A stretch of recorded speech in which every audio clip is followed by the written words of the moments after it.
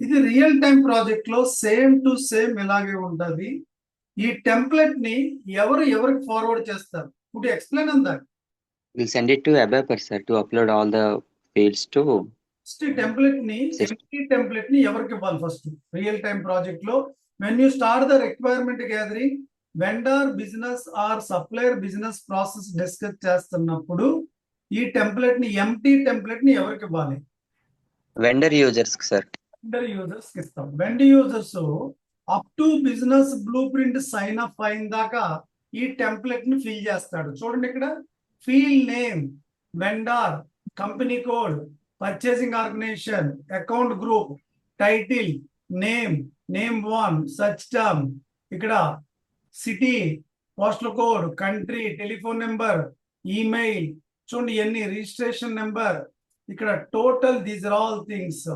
So payment terms, ఇక్కడ reconciliation, clearing account, these are all things are real time project లో compulsory అన్ని fields ని మనం client place లో మనం డిస్కస్ చేయాలండి. రియల్ టైం ప్రాజెక్ట్ లో ఎవరితో డిస్కస్ చేయాలి ఇదంతా కూడా? సార్ చెప్తారా? ఎవరితో డిస్కస్ చేయాలండి ఇదంతా కూడా? వెండర్ యూజర్స్ తో డిస్కస్ చేయాలి ఇదంతా కూడా. వెండర్ యూజర్స్ డిస్కస్ చేసాక సమ్ టైమ్స్ ఏదైనా క్లారిఫికేషన్ కావాలంటే మళ్ళీ యూజర్ మీతో చాట్ చేస్తూ ఉంటాడు. ఈ ఎంటీ టెంప్లెట్ ని 2-3 సార్లు డిస్కస్ చేస్తాడు. ఈ టెంప్లెట్ ని ఎన్ని రోజుల్లో కంప్లీట్ చేస్తాడండి? అంటే అసలు ఏంటండి, అసలు ఏం ఫీల్ చేస్తాడు దీంట్లో చెప్పండి? అసలు రియల్ టైం ప్రాజెక్ట్ లో ఏం ఫీల్ చేస్తాడు ఎండర్ యూజర్? రైట్ నో మన కంపెనీ నెస్ట్లో వచ్చి ఒరాకిల్ సిస్టమ్ లో ఉంది.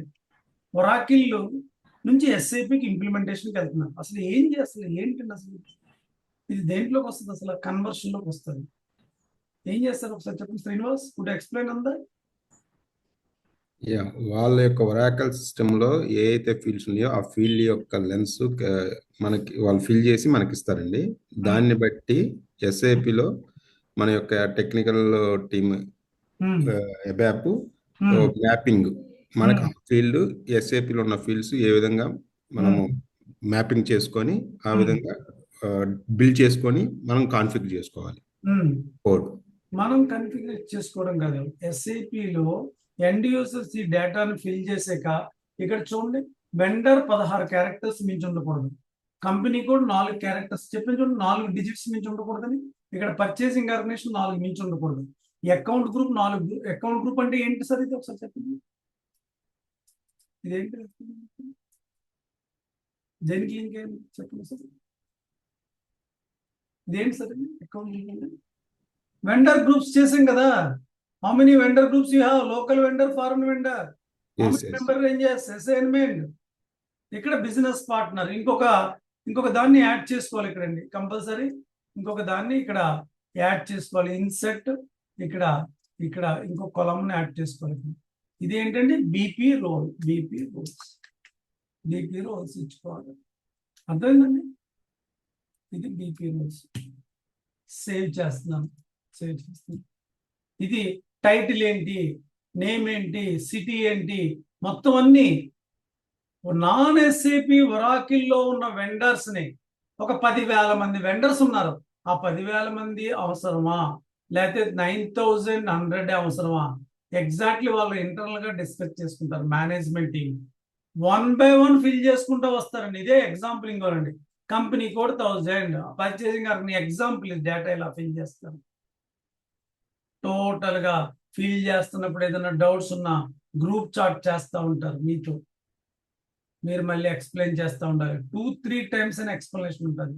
ఇచ్చాక ఇది వీలైతే రియల్ టైం ఆన్ సైట్ లో ఉంటే ఇది మీ ల్యాప్టాప్ కనెక్ట్ చేసి ఎక్సెల్ షీట్ ని ప్రొజెక్టర్ లో క్లయింట్ కి 1 by 1 కూడా ఎక్స్ప్లెయిన్ చేయాలి. ప్రజెంటేషన్ కూడా తయారు చేసుకోవాలి, తర్వాత మాట్లాడతాం. ఒక ప్రజెంటేషన్ కూడా మీరు క్లయింట్ ప్లేస్ ఇవ్వాల్సి ఉంటుంది. అలాగే దీన్ని ప్రొజెక్టర్ రూమ్ ఉంటుందండి.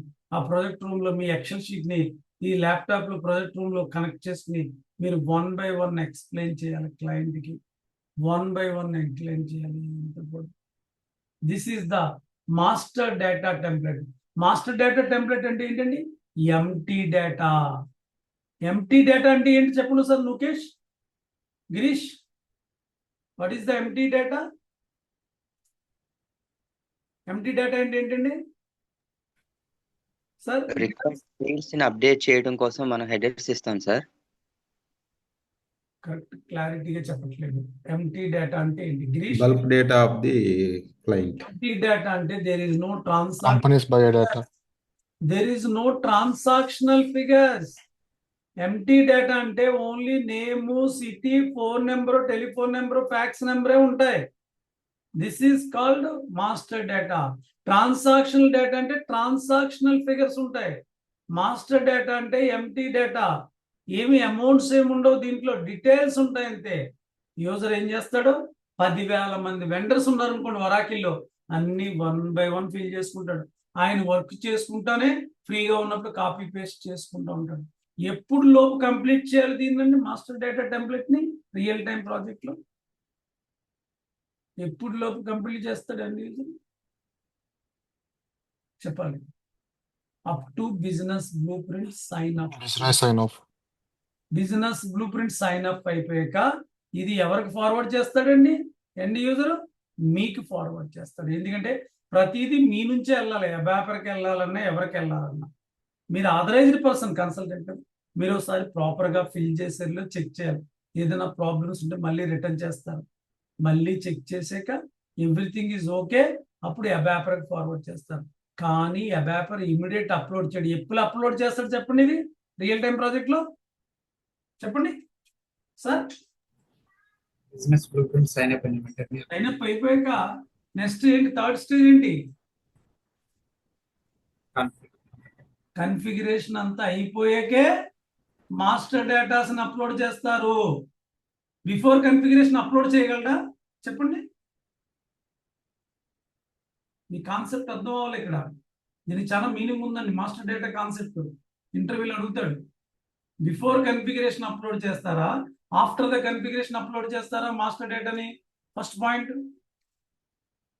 Rajiv ma'am. After configuration. After configuration. ఎందువల్ల గిరీష్, మౌనిక మేడం, ఎందువల్ల?